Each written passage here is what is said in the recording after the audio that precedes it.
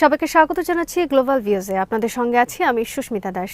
আজ জানাবো আন্তর্জাতিক গণমাধ্যমে আলোচিত সংবাদ ও বিশ্লেষণ। ইসরায়েলের সেনাবাহিনীর সঙ্গে কাজ করেন এমন একজন মার্কিন সেনা ইসরায়েল বিরোধী হামলায় ইরানের ক্ষেপণাস্ত্র শক্তির ভয়াবহতার কথা স্বীকার করেছেন। তিনি বলেছেন, ইরানের ক্ষেপণাস্ত্রের ভয়ে আমরা ঘুমাতে পারিনি। মার্ক ওয়ার্নার নামের ওই মার্কিন সেনা ইরানের সঙ্গে 12 দিনের যুদ্ধের বিষয়ে নিজের প্রত্যক্ষ অভিজ্ঞতা বর্ণনা করতে গিয়ে বলেছেন, ইরানি ক্ষেপণাস্ত্র সবার মধ্যে এমন আতঙ্ক তৈরি করেছিল যে কেউই ওই রাতগুলোতে ঘুমাতে পারছিল না। এই যুদ্ধের ভিন্নধর্মী অভিজ্ঞতা জানাতে গিয়ে তিনি বলেন, রাস্তাঘাট ছিল ফাঁকা, আশ্রয় কেন্দ্রগুলো ছিল লোকারণ্য ও অন্ধকার, আর চারপাশে ছিল বড় বিস্ফোরণের অবিরাম আতঙ্ক। মনে হচ্ছিল দ্বিতীয় বিশ্বযুদ্ধের কোনো সিনেমার ভেতর আটকে আছি। টাইমস অফ ইসরায়েলে প্রকাশিত এই প্রতিবেদন থেকে এটা স্পষ্ট, যুদ্ধের সময় ইসরায়েলে এমন এক অবস্থা হয়েছিল যে সেখানে ইরানের ক্ষেপণাস্ত্র হামলার কারণে স্বাভাবিক জীবনযাত্রা সম্পূর্ণ থেমে গিয়েছিল এবং মানুষকে দিনরাত কাটাতে হয়েছে সংকীর্ণ ও আলো বাতাসবিহীন কক্ষগুলোতে। গত 23 বছরে বহুবার ইসরায়েলের সামরিক সংঘর্ষের সময় উপস্থিত থাকা মার্ক ওয়ার্নার বলেন, এই যুদ্ধ ছিল সম্পূর্ণ ভিন্ন। পুরো ইসরায়েল কার্যত স্থবির হয়ে গিয়েছিল। রাস্তাঘাট ফাঁকা, স্কুল ও ব্যবসা প্রতিষ্ঠান বন্ধ। মানুষ হয় নিজেদের ঘরে আটকে ছিল, না হয় মেট্রো স্টেশন ও ভূগর্ভস্থ পার্কিংয়ে আশ্রয় নিয়েছিল। ইরানি ক্ষেপণাস্ত্রের মানসিক প্রভাব বর্ণনা করে তিনি বলেন, ক্ষেপণাস্ত্রগুলো বেশিরভাগই রাতে ছোড়া হতো যাতে কেউ ঘুমাতে না পারে। বারবার আমাদের আশ্রয় কেন্দ্রে দৌড়াতে হয়েছে। 12 দিনের পরও ঠিকমতো ঘুম আসত না। তিনি আরও জানান, আশ্রয় কেন্দ্রে থাকা মানুষদের উপর অন্ধকার, ভারী বাতাস এবং যে কোনো মুহূর্তে সরাসরি আঘাতের আতঙ্ক ছায়া ফেলেছিল। মার্ক ওয়ার্নার আশা প্রকাশ করে বলেন, আমেরিকানদের যেন কখনো ইসরায়েলিদের মতো এমন যুদ্ধ নিজেদের দেশে অনুভব করতে না হয়। টাইমস অফ ইসরায়েল জানিয়েছে, মিশরের president Abdel Fattah al CC ইসরায়েলের প্রধানমন্ত্রী বেঞ্জামিন নেতানিয়াহুর সঙ্গে বৈঠক করতে অস্বীকৃতি জানিয়েছেন। কায়রোতে সম্ভাব্য একটি শীর্ষ বৈঠক আয়োজনের জন্য ইসরায়েলের প্রচেষ্টার মধ্যেই এ তথ্য প্রকাশ পেয়েছে। সূত্রের বরাতে জানা গেছে, সাম্প্রতিক মাসগুলোতে একাধিক অমীমাংসিত ইস্যুতে সম্পর্কের অবনতি ঘটায় মিশর এখনও ইসরায়েলের ওপর অসন্তুষ্ট।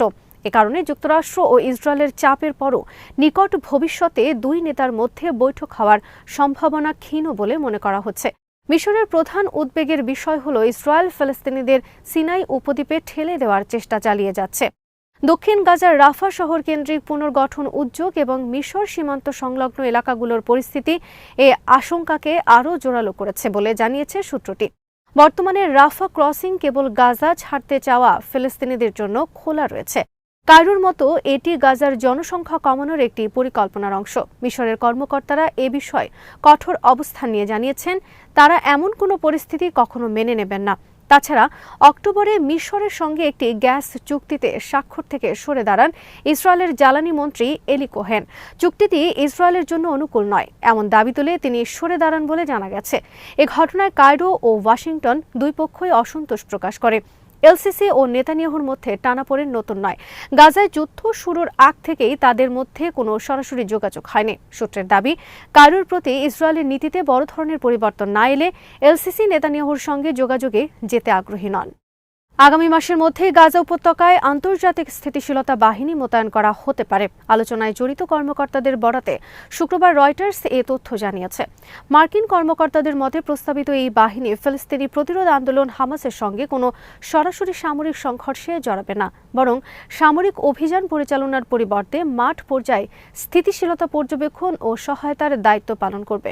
সূত্রগুলো জানায়, গাজার ভবিষ্যৎ শাসন ব্যবস্থা ও নিরাপত্তা কাঠামো নিয়ে চলমান আলোচনার মধ্যেই নিরাপত্তা ও স্থিতিশীলতা জোরদারের অজুহাতে একাধিক দেশ এই আন্তর্জাতিক বাহিনীতে অংশ নিতে আগ্রহ প্রকাশ করেছে।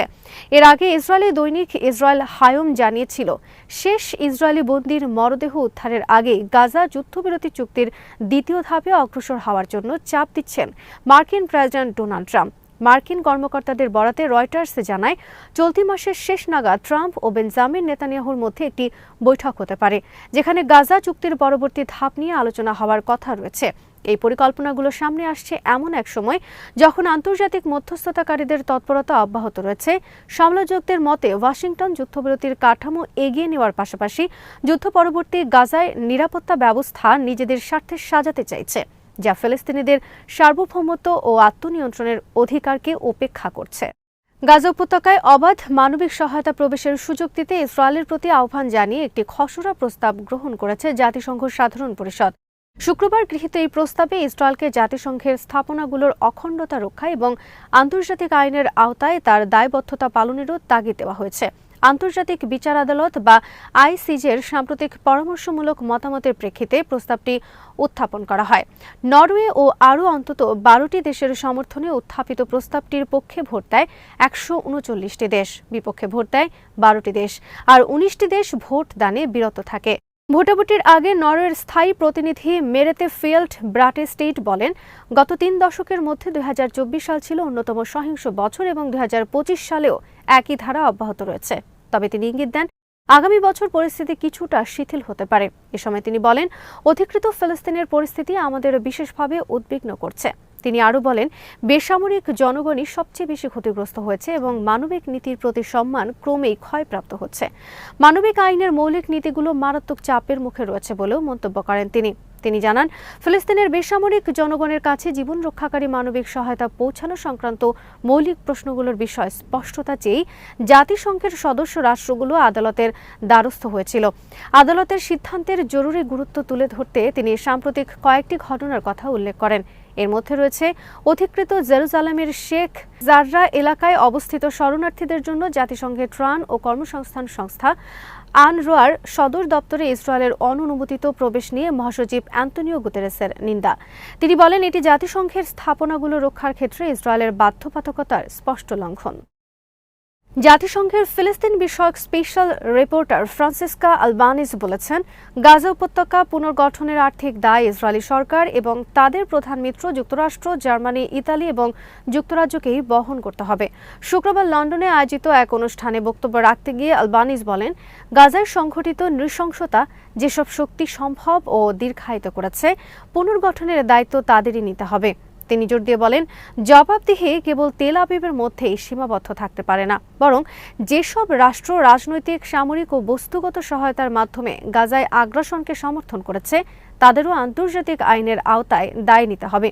তার মতে 2023 সালের অক্টোবর থেকে গাজার উপর যে পশ্চিমা সমর্থিত গণহত্যামূলক যুদ্ধ চাপিয়ে দেওয়া হয়েছে তা আন্তর্জাতিক ব্যবস্থার একটি বড় ব্যর্থতা। আলবানিজ বলেন, যে যুদ্ধবিরতি চুক্তি গাজায় গণহত্যা বন্ধ করার কথা ছিল তা প্রতিদিনই প্রাণঘাতীভাবে লঙ্ঘিত হচ্ছে।